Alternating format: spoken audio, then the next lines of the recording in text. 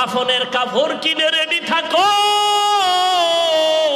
মুসলমানের উপরে যেই পরিমাণ অত্যাচার চলতেছে সেদিন বেশি দূরে না, এ জমিন হবে ইসলামের জমিন। জালেম সবগুলো ধ্বংস হয়ে যাবে।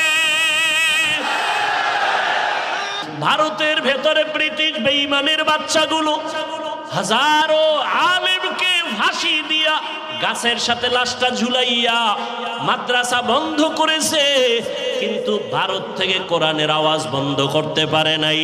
বরং সারা দুনিয়ায় বর্তমানে কোরআনের যত আলো জ্বলতেছে এই সমস্ত আলোর পাওয়ার হাউস ভারতের দেওবন্দের ভেতরে। ইদানিংকালে শোনা যায় শুধু আওয়াজ, অত্যাচার, মসজিদ ভাঙ্গে, মুসলমানের উপর আক্রমণ। আমার মন কেন জানি বলে রসুলের হাদিস মতে